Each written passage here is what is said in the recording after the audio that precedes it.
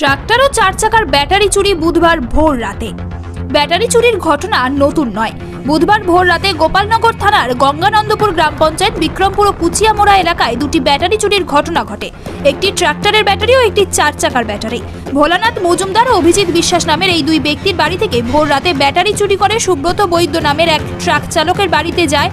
তার ব্যাটারি চুরি করতে ব্যাটারি খুলতে গিয়ে এক বিকট আওয়াজ হয়। তড়িঘড়ি ঘুম ভেঙে যায় সুব্রত বাবুর।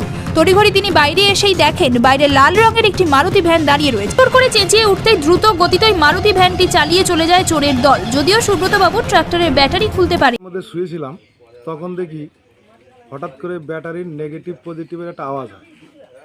আওয়াজ হওয়ার পর আমি বললাম কী ব্যাপার, আওয়াজ হলো কেন? তখন তাকিয়ে দেখছি আমার ব্যাটারির ওইখানে একটা ছোট্ট কায়দার লাইট সেটা মেরে রয়েছে। বললাম কী ব্যাপার, জানলা দেখছি, বারান্দার থেকে জানলা দিয়ে দেখছি। দেখার পরে যখন ওইখান থেকে বেরিয়ে এসে আমি চোর চোর বলে চিৎকার করছি, তখন দেখি এইখানে আমার বাড়ির সামনে একটা লাল কালারের মারুতি কার ছিল। এবার তখন ওরা স্টার্ট দিয়ে চলে গেল, আমি পেছনে পেছনে অনেকটা দূরে এগিয়ে গেলাম দৌড়াতে দৌড়াতে।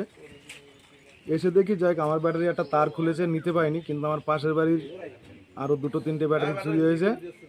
পরে দেখলাম এই যে ব্যাটারি চুরি হচ্ছে গ্রামে, আমরা চাইছি চোর ধরা পড়ুক, তার উপযুক্ত শাস্তি হোক এবং ভবিষ্যতে যেন এরকম না হয়, প্রশাসন সেটার দিকে একটু লক্ষ্য রাখুক।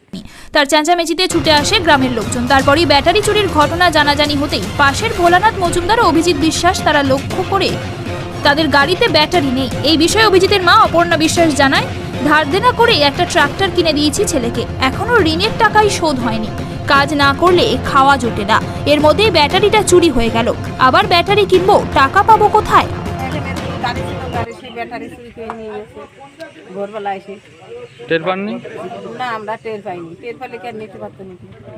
আর এই আমার এরপরে সংসার চলে, কত দেনা বেড়ে করে নিয়ে এসছে গাড়িটা করে, দেনা টাকা এখনো শোধ করতে হবে না। এখন সে ব্যাটারির টাকা তুলি কিনে দিয়েছিল। আর আমাদের কি ভাঙা বাড়ি ঘর, আমার এরপর সংসার।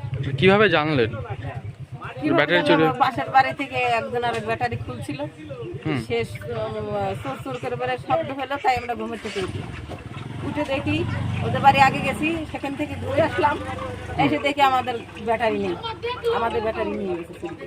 এই বিষয়ে গ্রামবাসীরা কি বলছেন শুনুন।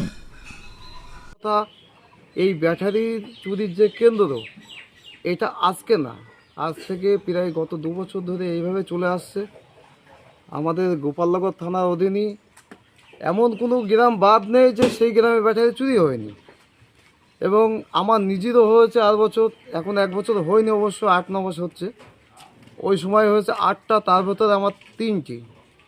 আমি গোপালনগর থানায় রীতিমতো লিখিত ডায়েরি করেছি, তাতে করে কোনো ফল আমার মিলেনি। ঠিক আছে, 1 বছর হয়ে গেছে, 1 বছর হয়েছে, কোনো ফল মিলেনি। ডায়েরি নাম্বার আমার রয়েছে বাড়িতে, যে কাগজটা আমার দিয়েছিল তাতে কোনো কাজ হয়নি। এবং তারপরেও মদপুর হলো, ওরা তাড়া খেয়ে চলে গেল। কিছুদিন পরে হলো হাওড়া মাগুরখালি, তারপর আমাদের সৈশপুর বাজারে জিয়ার বলে তার ট্র্যাক্টরে ব্যাটারি চুরি হলো।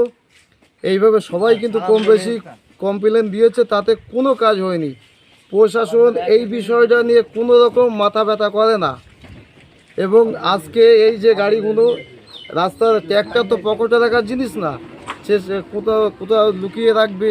প্রত্যেক বাজারে সিভিক থাকা অবস্থায় এবং পুলিশ রাউন্ডে থাকে, 2-3 বার রীতিমতো রাত্রিরে রাউন্ড করে। তা বাদেও যদি একাধিকবার এইভাবে চুরি হয়, মানুষ কোন নিরাপত্তা রাখছেন? গরমের সময় রাত 10টার সময় পুলিশ আপনাকে কলার ধরে তুলে নিয়ে যাবে।